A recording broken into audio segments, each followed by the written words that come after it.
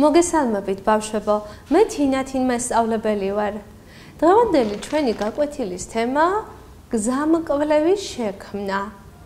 დღეს ჩვენ გავიგებთ გზამკვლევის ისტორიას. გავიხსენებთ მომავალში შესასრულებელი მოქმედების გამოხატვის ერთ ენობრივ საშუალებას. ახლა კი წავიკითხოთ წინადადებები და გავიხსენოთ მომავალში შესასრულებელი მოქმედების გამოხატვის ერთ-ერთი ენობრივი საშუალება. წავიკითხოთ და მივუთითოთ, რას გამოხატავს ეს წინადადება. თუ ეგზოტიკური ბუნება გიყვარს, შეგიძლია წახვიდი აფრიკაში. რას გამოხატავს ეს? ეს არის შესაძლებლობა. თუ გინდა რომ გულივერად იგრძნო თავი, გირჩევ იმოგზაურო ჩინეთის პატარა სოფელში. ეს არის რჩევა და მესამე, თუ გიყვარს მთები და მწვერვალები, მაშინ აუცილებლად უნდა ნახო სვანეთი. ეს არის აუცილებლობა. წავიკითხოთ წინადადებები და დავაკავშიროთ ერთმანეთთან. მინდა რომ ვესტუმრო საქართველოს. ეს არის სურვილი. უნდა ესტუმრო საქართველოს. ეს არის აუცილებლობა. გირჩევ ესტუმრო საქართველოს. ეს არის რჩევა და შეგიძლია ესტუმრო საქართველოს. ეს არის შესაძლებლობა. შევცვალოთ წინადადება პირობის მიხედვით. წავიკითხოთ წინადადება. ხვალ კაბადოკიაში მივდივარ. უნდა გამოვხატოთ ჩვენ აუცილებელი მოქმედება. ხვალ კაბადოკიაში უნდა წავიდე. სურვილი. ხვალ კაბადოკიაში მინდა რომ წავიდე და რჩევა. გირჩევ ხვალ კაბადოკიაში წახვიდე და შესაძლებლობა. შემიძლია ხვალ კაბადოკიაში წავიდე.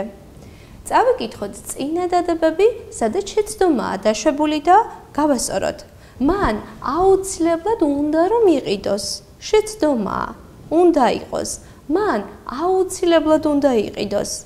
მას აუცილებლად უნდა რომ დაწეროს. შეცდომაა. მან აუცილებლად უნდა დაწეროს. მას უნდა რომ დაწეროს. შეცდომაა. მან უნდა დაწეროს. მან უნდა რომ დაწეროს. მას უნდა რომ დაწეროს. დავაკვირდეთ და დავიმახსოვროთ წესი. დავაკვირდეთ კარგად. მან უნდა იყიდოს მომავალში. აქ გამოხატულია აუცილებლობა. რა უნდა გააკეთოს აუცილებლად? მან უნდა იყიდოს. მაგრამ მეორე წინადადება. მას უნდა რომ იყიდოს. გამოხატულია აუცილებლობა. რა უნდა მას რომ გააკეთოს? ორივე გამოხატავს მომავლის ფორმას. მან უნდა იყიდოს, მას უნდა რომ იყიდოს. წავიკითხოთ და დავაკვირდეთ კიდევ ერთხელ. აქ გამოხატულია პირველ წინადადებაში სურვილი. მე მინდა რომ წავიკითხო ეს წიგნი, მაგრამ მას უნდა რომ წაიკითხოს ეს წიგნი უკვე მესამე პირში. გამოვხატოთ ახლა აუცილებლობა. მე უნდა წავიკითხო ეს წიგნი. მან უნდა წაიკითხოს ეს წიგნი.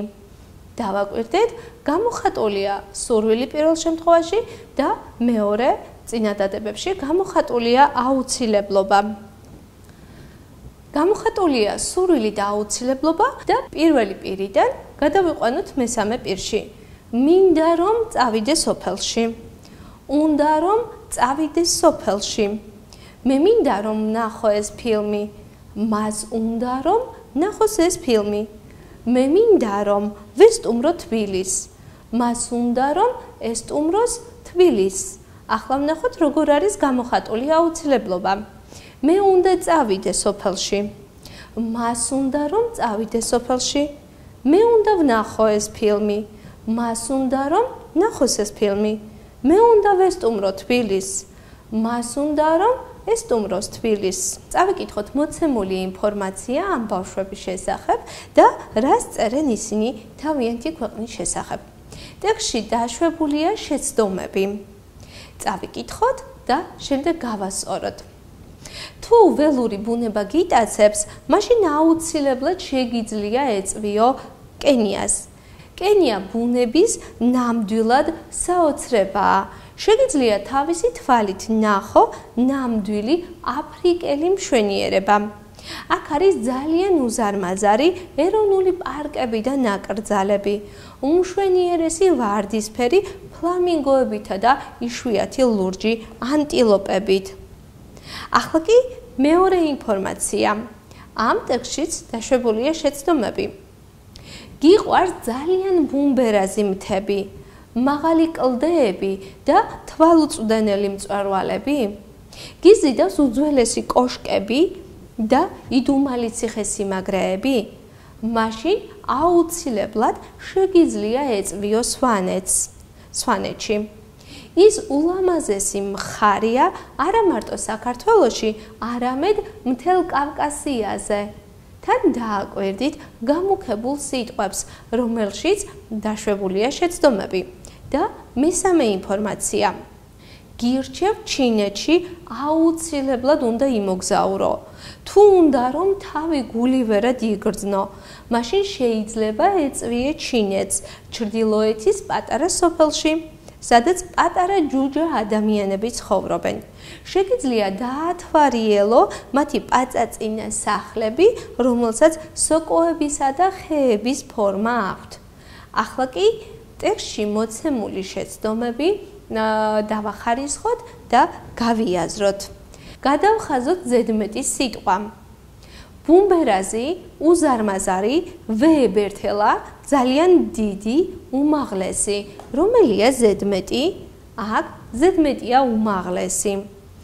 მეორე, ჯუჯა, ძალიან პატარა, თითისტოლა, ლილიპუტი, ქონდრის კაცი და შეცდომა თითისტოლა.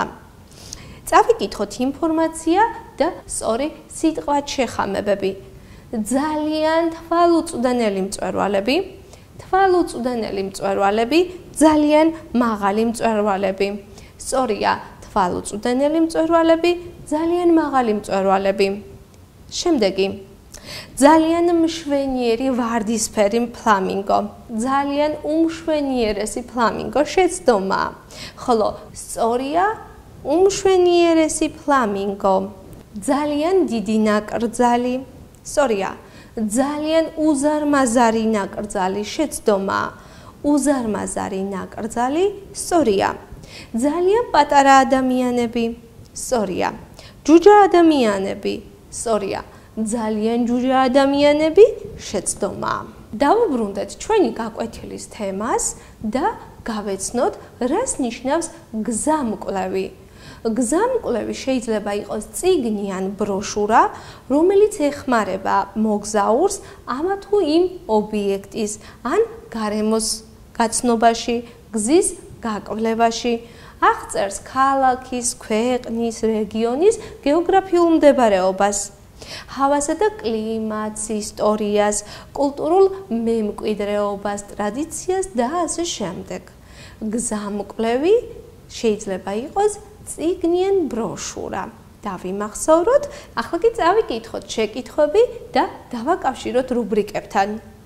რის ნახვას მირჩევთ მოკლე დროში? ეს არის ღირსშესანიშნაობები. სად და როგორ შემიძლია გავატარო დრო? ეს არის გართობა. განსაკუთრებით რის გასინჯვას მირჩევთ? ეს არის სამზარეულო. სად შემიძლია ღამის გათენება? ეს არის სერვისი. ზღვის დონიდან რამდენი მეტრის სიმაღლეზე მდებარეობს ეს სოფელი? ეს არის გეოგრაფია. თბილი ტანსაცმლის წახება ხომ არ მჭირდება? ეს არის კლიმატი.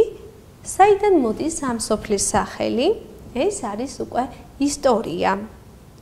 წავიკითხოთ შეკითხვები და მოვნიშნოთ სწორი პასუხები. რის ნახვას მირჩევთ მოკლე დროში? იქ საოცარი ადგილებია, დაშბაშის კანიონს, გამორჩეულია უძველესი დასახლებებით. რის ნახვას მირჩევთ მოკლე დროში დაშბაშის კანიონს? რით ჯობია ქალაქის დათვალიერება? უნდა გავისეირნო და დავტკბეთ არაჩვეულებრივი პეიზაჟებით. იქ შეგიძლია გამოიძახო ტაქსი თუ მე ფეხით გირჩევ. სწორი პასუხია მე ფეხით გირჩევ. სად უნდა მოუძებნოთ თქვენი ქალაქის გზამკვლევი? ტურისტულ ბიუროს მიმართეთ, ორი ფეხის ნაბიჯზეა ტურისტული ბიურო, უნდა ნახოთ ქალაქის გზამკვლევში და სწორი პასუხია ტურისტულ ბიუროს მიმართეთ. განსაკუთრებით რის გასინჯვას მირჩევთ? ნაციონალური კერძების მოითხოვეთ ანგარიში, ისინი ძალიან გემრიელად ამზადებენ. სწორი პასუხია ნაციონალური კერძების. სად შემიძლია ღამის გათენება? ჩვენ 24 საათიანი მომსახურება გვაქვს, შეგიძლია დაგვიკავშირდეთ პრობლემების შემთხვევაში, თუ ორი გაჩერების შემდეგ არის საოჯახო სასტუმრო. კითხვა: სად შემიძლია ღამის გათენება? ორი გაჩერების შემდეგ არის საოჯახო სასტუმრო. ახლა კი მოვძებნოთ ენობრივი შეცდომები და გავასწოროთ. თქვენს პრობლემებს პატარა დროში გადავწყვეტთ. შეცდომაა პატარა დროში უნდა იყოს. თქვენს პრობლემებს მცირე დროში გადავწყვეტთ. ტურისტული ბიურო 24 საათით მუშაობს. ტურისტული ბიურო 24 საათი მუშაობს და არა საათით. მას შესაძლებლობა აქვს ენახა ეროვნული პარკი. შეცდომაა ენახა. მას შესაძლებლობა აქვს ნახოს ეროვნული პარკი. მეოთხე, გირჩევ მოინახულო ძალიან უძველესი ციხე-კოშკები. შეცდომაა ძალიან უძველესი. უნდა იყოს გირჩევ მოინახულო ძალიან ძველი ციხე-კოშკები. კიდევ ერთხელ დავაკვირდეთ. შეცდომაა უნდა იყოს. შეცდომაა გუშინ გავემგზავრეთ საოცარი ხედების ნახვისთვის. უნდა იყოს. გუშინ გავემგზავრეთ საოცარი ხედების სანახავად. შეცდომაა ძალიან მინდა უძველესი ქალაქის მონახულებისთვის წასვლა. უნდა იყოს.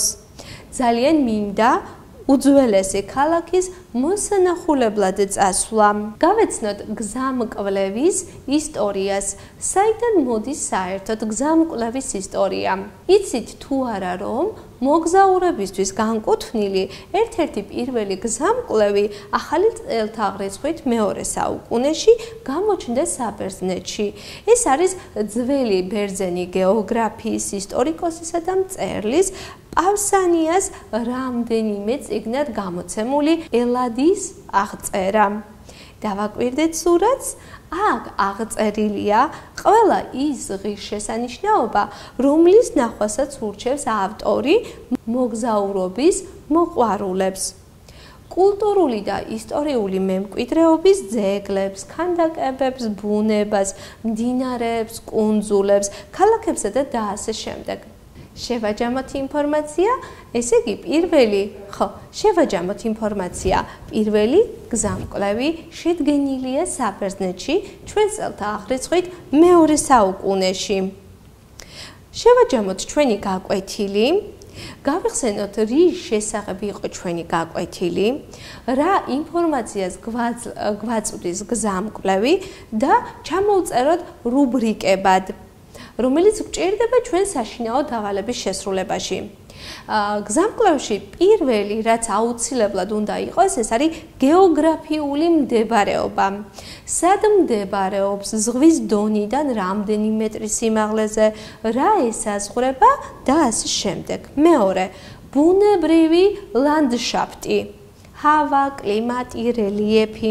მესამე, კულტურული მემკვიდრეობა. აქ იგულისხმება ღირსშესანიშნაობები, ძეგლები, ლამაზი და ისტორიული ადგილები და მუზეუმები. მეოთხე, ისტორია.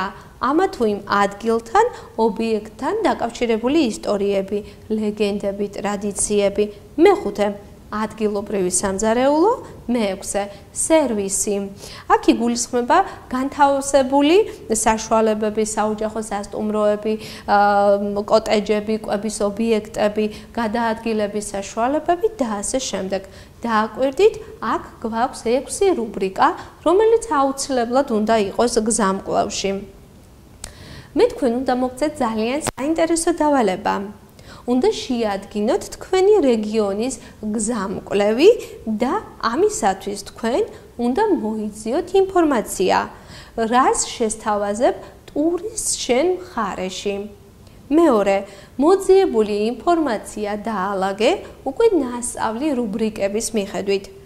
გააფორმე ფოტოილუსტრაციების საშუალებით.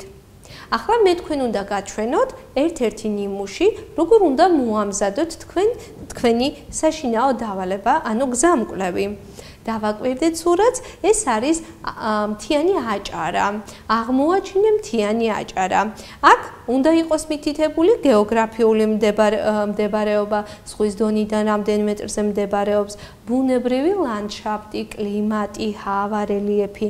დავაკვირდეთ კიდევ სურათებს, აქ მოცემულია კულტურული მემკვიდრეობა, ციხე-კოშკები, ეკლესიები და ასე შემდეგ. ასევე ადგილობრივი სამზარეულო და სერვისები. აქ მე თქვენ სურათები არ მოგიტანეთ, რადგან თქვენს რეგიონში შეიძლება განსხვავებული სერვისები არსებობდეს, სასტუმროები, კაფეები და შეგიძლიათ ეს თქვენ მოიძიოთ და დაამატოთ. ველი თქვენ საინტერესო დავალებებს ჩვენ Facebook გვერდზე. თქვენ შეგიძლიათ დავალება გამოაგზავნოთ როგორც კომენტარებში, ასევე პირად შეტყობინებებში. ველი თქვენ საინტერესო გზამკვლევს. გემშვიდობებით, ნახვამდის.